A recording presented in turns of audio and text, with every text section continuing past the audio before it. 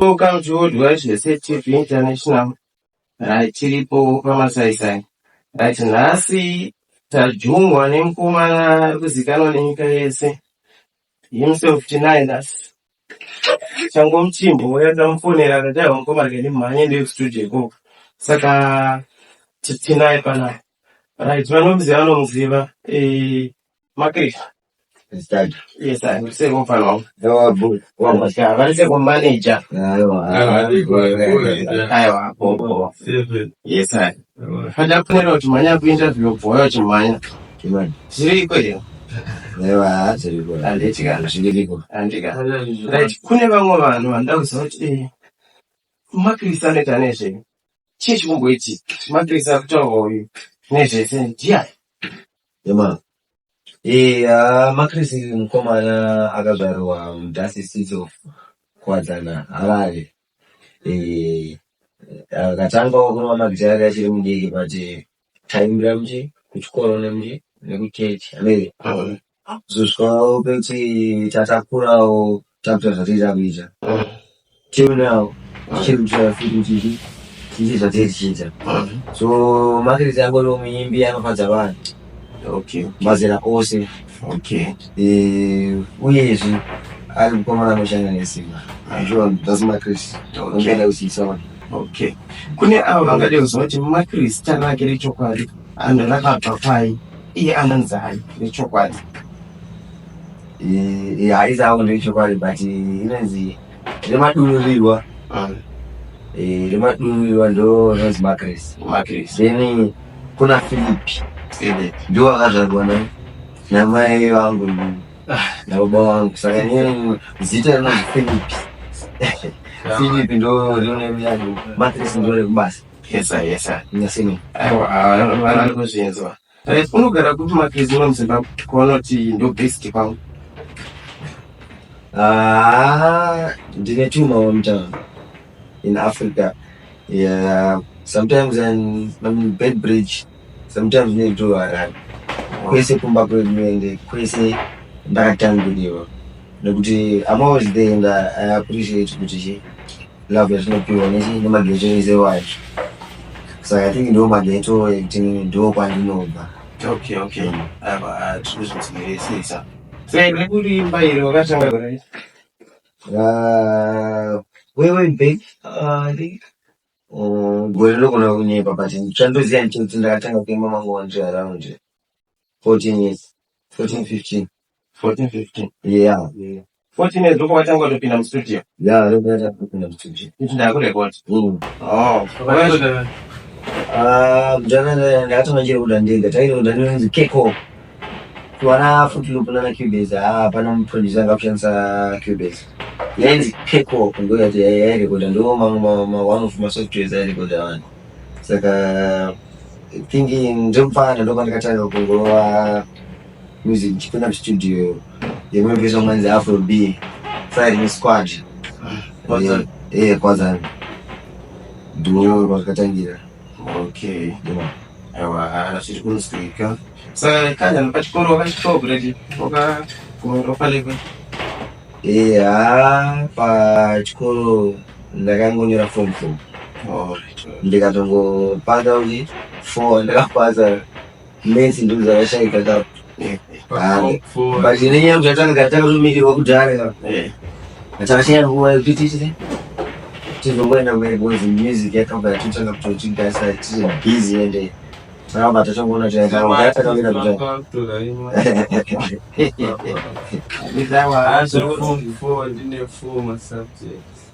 aiwa, zviri kunzwika.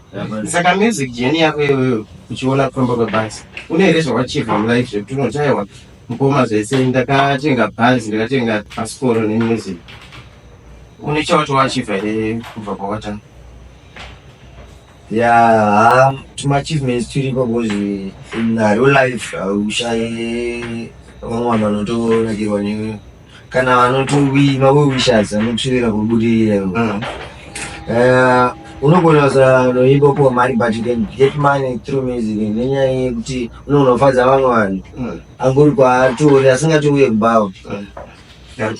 So sometimes we gain zvimwe zvinhu zvekuti mamwe madhokta tinotosangana atinotolinganawo vanotifarira anotorwara naituka vanototi aiwa vanenge vatisi varapa saka kumari chete tinongowa mari but tatowana so ndo chimwe chinoachievement so tinogona kusauya tiri in form of cash but tinongoya tiri tumadhirigiri tumafavors like aiwa aipapo panzwisisi ndo zviri koshosho aiwa vari kuzvinzwa aiwa ndimwari aringakuita zvimafeva aiwa bo saka ndataunzwisa kuti song yako iweyo inopisa yakunoti aiwako ndakarekodha song ine mwoyo wangu wese ndo yandakatanga ndo yandikapedzisira kana ndo yandinayo izvezvi kare isong yepi pamasongo apa anonetsa but ndangoti ndine song inonzi sarira wako sarira wako sarira wako ndakafeature Windsor and right now doing good in the streets that songs ini ndakagara ndichingoila akaunda chongoivhevherawo zvangu but kutone mamwe awo masongs arero kutoti anogona kuva nemeaning paraya but inini ndinonakidzwa neiyoyo ndakamonakidzwa if I want to be honest ka ndo yandinoti gomba rangu so far. Okay, ndamboise changu togara ndichifollowa ndinotoona kuti toita makolabo nemamwe artist saka wane maartist manganuka washanda nawo ari kubatsira mabig artist ari kubeka apa pabasa I've worked with Matthias Mere. I've worked with Killer T. I've worked with Angwe Patan, Jasid now. I'm doing a deep about but yeah. That's Ngoma Serengila. Ngoma Serengila. I've shown three Makola, but now I'm Ngoma Serengila. Oh, yeah. After another one. I was going to push it. I was going to push. So, but check it out. I'm going to go to one. When you have open, you're going to single thing. Ndairoma singles collection. Oh, singles collection. Yes, I'm going to find albums. I was going to combination also.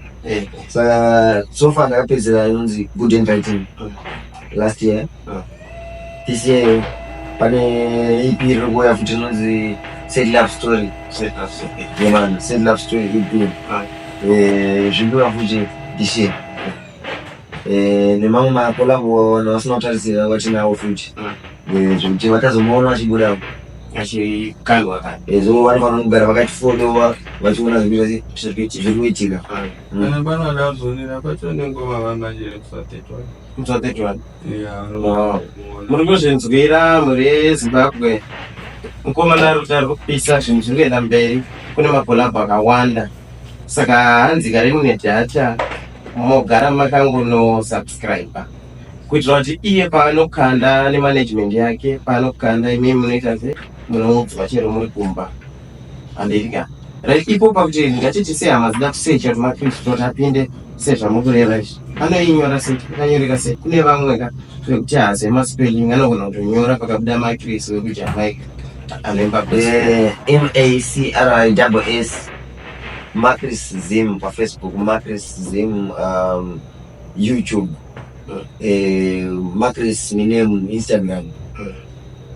pa Twitter Macris Zim. Yeah. Aiwa ko. Because kune zviri kuitika zvishuwa zvakadaro. Saka iwe munhu wakuti wokuti kasara naye uyu anondizadza akandipo collabo kana kuti akanditi muina kumhanya tipata basa tese ndiani wakushuwira because ngono kuti pakolabo ne almost 70% yemartist andazoshaura vahombe vanopesa saka ungati moyo wangu inini ukafeachana ningi rinokuda kolabo ndiani wakunofuna muZimbabwe chero artist in Zimbabwe Nkoma Japanese vakuzvinzwa mukoma kana vasangana nacho mwana wenyu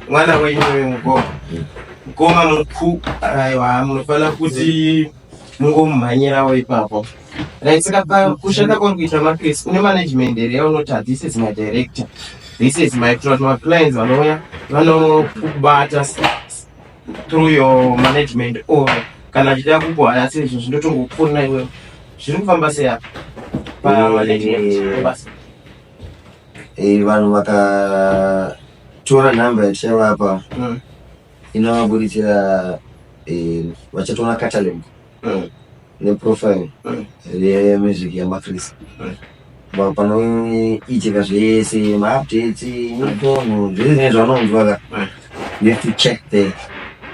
If it's not there then say okay panzwisisa vanozvinzwira kunzwa kune masaladi ka kumebhorendo Greencroft iko geto kunana kuwadzana kune masaladi kune masaladi manyama vasati varoorwa kune vangatozwa kuti Makrisi akaroora kuti vanogona vanozozvigona zvekutaimira vanogona kutaimira munhu wemunhu ka saka pameri sesitazi apo kupaona se wakaroora here kana kuti uri singu kana kuti chawanda ndikuitirawo vari kuona kunza kumabhebhagara akanda maseve because munhu wacho anobvisa baba anachowana zvakaendwa baba festival inodza anotonzi anashe mamjini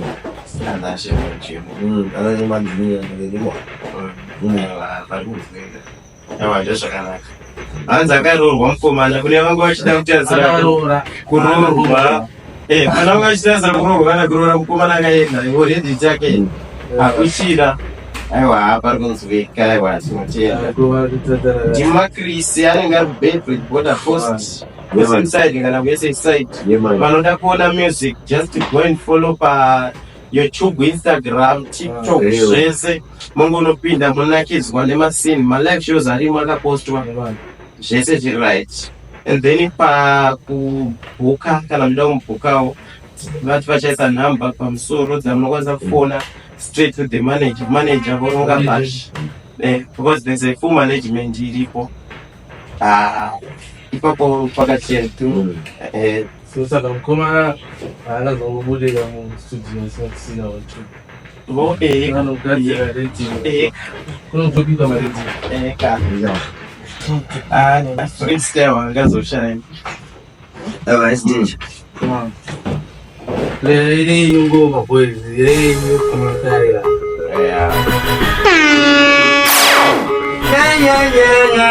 design Sombetela parkatanga palingi vanonga magitari ukatanga pakingi majana bubakari ukatanga zinate yangu mashama gitari yekuti getoni utino tugagamari kutoto usemani kuchifakta vitulite sindidata vitulite wafia yesene marasta angengo kingu para gori no tuklasa so avaifunga kuti vichadanuka avaifunga kuti vichadanuka avaifunga chandiri chapaduka vazimarine chekare vanga vachisaruka avaifunga kuti zvichataduka avaifunga kuti zvichataduka avaifunga chandiri chapaduka vazimarine chekare vanga vachisaruka vainzi vanocheka kumereza tikakukura tichivazeza atinasiva maketenileza ngoma tichiraisa iwe vachinosaisa ndakutandadi kutizadi chapchainati kuvanamaki kumbandidi unakuda nobadi noimirira getonakaipachi apananodimisa makutai imirinobisa pamakutai kuvangonga kuchakungenitirai nenge ndichimaruva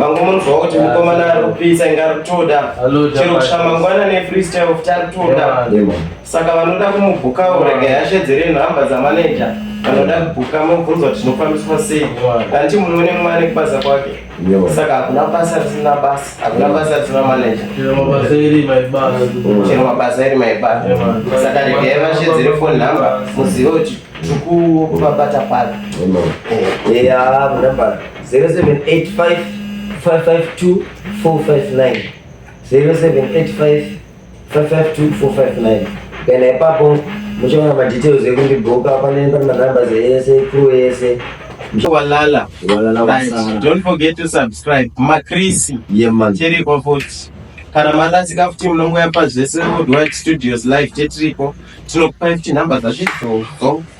Yes aya. Aiwa. One more time.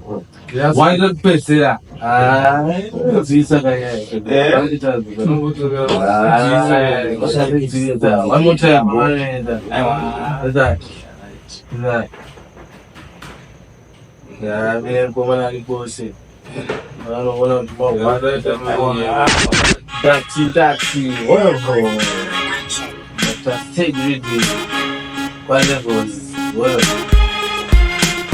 Waitaka meeting, kasike cheating, vachita explaining, zvinhu zvavo zvine meaning, kaya napinda kuzvese, taira rangu karise, randevanye munhu wese, saka mira ndivazivise, tirega ruone apo, vakabatwa kadireleti, inini ndiri bhandi ndiri beti, ine ndasvika vanotoita seti, vaudze kuti inene kuti ndiri beti. Ababa wamera kamera, wauze kuti inini ndinovaremera, ende kuti ndinotyisa vanikangamera, wauze kuti inini vasanditerera zvikati machisa, mangoma ndingechiva wachisa, ende inini kandinodadisa, uya uone zvandaita vatotondipavhisa zvakandati pane ma-earphones, wauze kuti handipfude misodzi, ndasvika vyose pakutanga ngozi, kazi ndamutengerawo zvamakozi, ndapuwa maki emota, wauze kuti inini nditori mota, ende kuti ndaita kumboita dokta ndikarova